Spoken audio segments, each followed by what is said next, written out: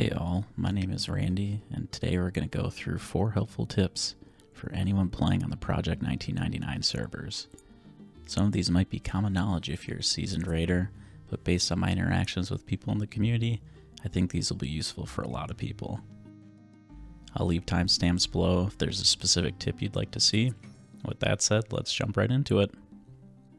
So number 1, we have resetting your spell gems to skip the global cooldown.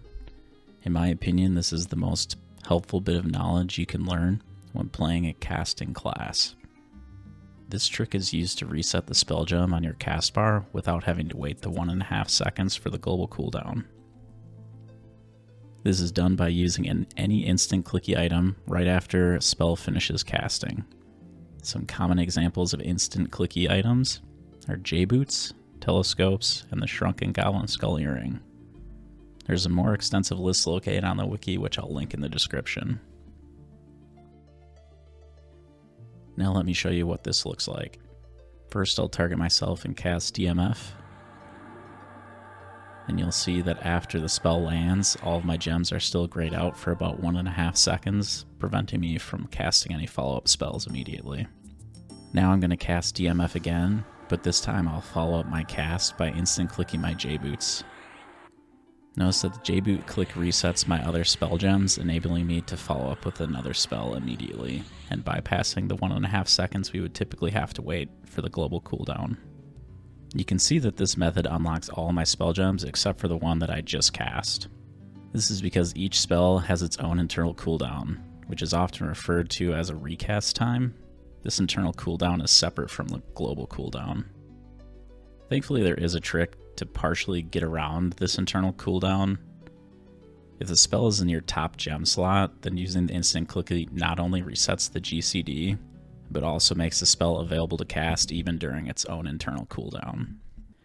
Something to keep in mind though, is that although the spell gem is available to use, the game still counts the internal cooldown, so casting it too soon will result in an error. Let me show you an example of what I mean. The Twitch spell currently in my top slot has an internal cooldown of 8 seconds, but a cast time of only 3 seconds. So if I cast it, reset the gem, and then cast it again, the game will give me an error stating, spell recast time not yet met. You might be thinking, if it still holds me to the internal cooldown, how is this useful? And that's a pretty reasonable question, so let me give you a few examples of how, even with this internal cooldown, a top slot spell is still extremely powerful. First, because the gem unlocks, you can start casting more quickly than normal. The internal cooldown of the spell is only checked at the end of the cast timer. Taking this into consideration, we should be able to cast the spell more quickly than the game would normally allow by simply subtracting the cast time from the internal cooldown and waiting that long before we recast. For example, the internal cooldown on this Twitch spell is 8 seconds, and the cast time is 3 seconds. 8 minus 3 is 5, which means that if we wait 5 seconds after resetting the gem, we should be able to cast it and still have it work. Let's give that a try.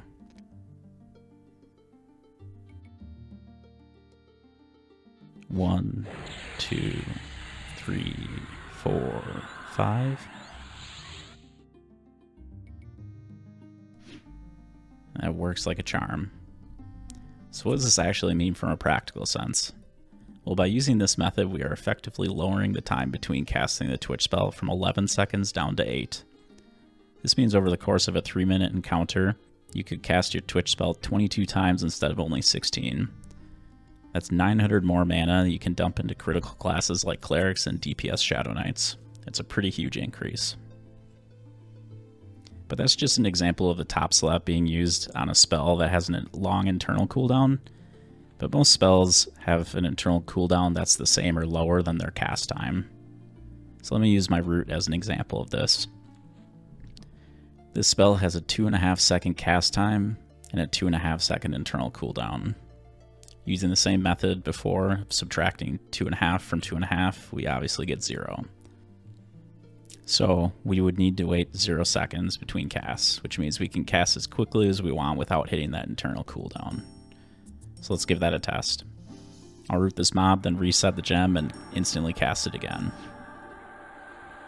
If you have a big pack of mobs, this effectively halves the amount of time needed to root the multiple mobs.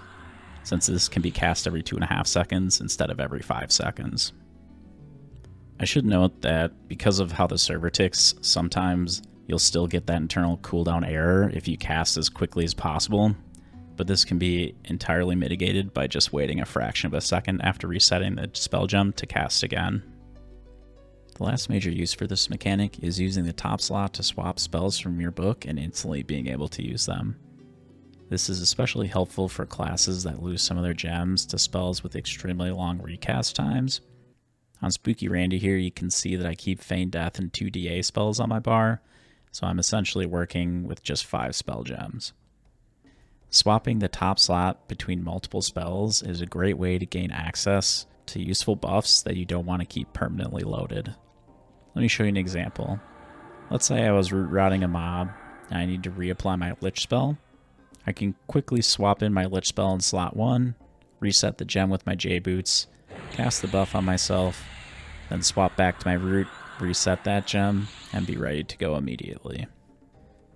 There are a bunch of different uses for this GCD Reset and top slot reset mechanic. I've highlighted a few of the major ones, but please let me know if there's any important ones that I missed. For tip number 2, we have use of the title camera. The title camera is a quick way to look behind your character without having to rotate through several camera options using the F9 key. To use the title camera, hold the Shift key and press T. This should bring up a window to choose your title, and it will move the camera to face your character. With the title window open, you should be able to use the mouse to look around. You can zoom in, zoom out, rotate, see all around the area. To get back to normal view, hold Shift and press T again. This is handy because you can switch back and forth very quickly. So if you just need to have a quick peek behind you, this is a great option. If you find the title box annoying, you can also just drag this off screen. It only needs to be dragged once and then it will permanently stay off the screen anytime you use it on this character. As I said, the default keys to press are Shift and T, but if you find those keys annoying, you can change the hotkey at the bottom of the UI category in the Keys Options tab. Speaking of keybinds, that brings me to tip number 3. You can assign multiple inputs to a single key press. There are a ton of uses for this, but I'll cover just 2 that I think most people would find useful. First, this can be quite helpful for movement. The fastest way to move in this game is by strafe running. If you're in a hurry, you can bind move forward and strafe left or right to a single key press. For example, I have my up arrow bound to move forward and strafe right. So if I need to strafe run in a hurry, I can simply hold down one key and make that happen. This isn't just limited to 2 bind options either. Let's say I also wanted to go into first person when strafe running. I can open options and bind first person camera to up, and now when I press up, I'll both run strafe right and go into first person. The second great use is to have multiple hotbar buttons set to the same input. The most common use for this is leveling sense heading by binding one of your hotbar buttons to a movement key like A or D. This makes it so that every time you press that movement key, your sense heading is used and has a chance to skill up. I've bound my hotbar button 9 to the A key, and you can see anytime I turn left, it's going to use my sense heading and give me a chance to skill that up. Binding multiple hotbar buttons to a single input can also be used with clickies. Let's say I'm trying to engage a mob as soon as I get in range. I can bind a target macro for the mob and an inventory slot item holding a wand to the same key press. So I'll bind slot 9 to my 1 key, which is the same button that I used for slot 1. If I put a target macro in slot 1 and the wand in slot 9, then it will be used at the same time.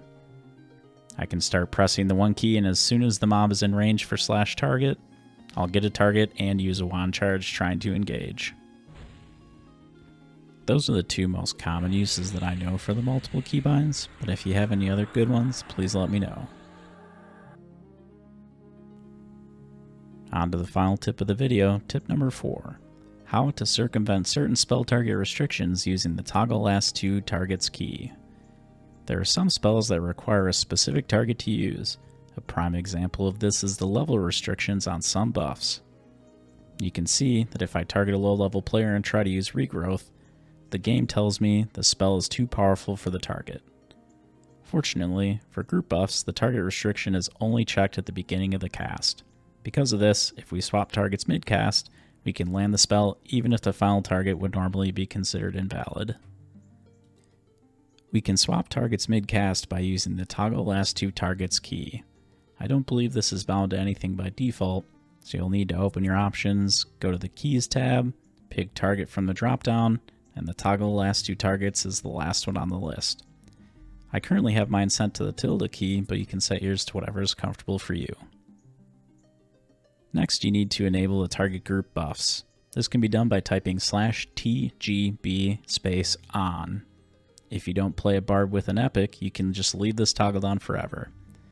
If you do have an epic bard, remember to turn it off if you want your epic proc to land on your group. With TGB turned on, I'll target the person I want to buff and then target myself. Now, I'll cast the buff, and while the cast is going, I can press the tilde key to swap to my previous target. You can see the buff lands on the lower level player even though they would normally be considered invalid. For buffs, this only works when casting group buffs. Single target buffs will always land on your initial target even if you swap targets mid-cast. There are a couple other handy mechanics that this can be used for outside of just buffs, but I'll leave those for you to discover. There we have it, 4 handy tips that I think anyone can use to improve their P99 experience. I hope that you found some of these helpful. If you have any questions about them, please feel free to post or comment below or reach out in game. And take care and be safe out there.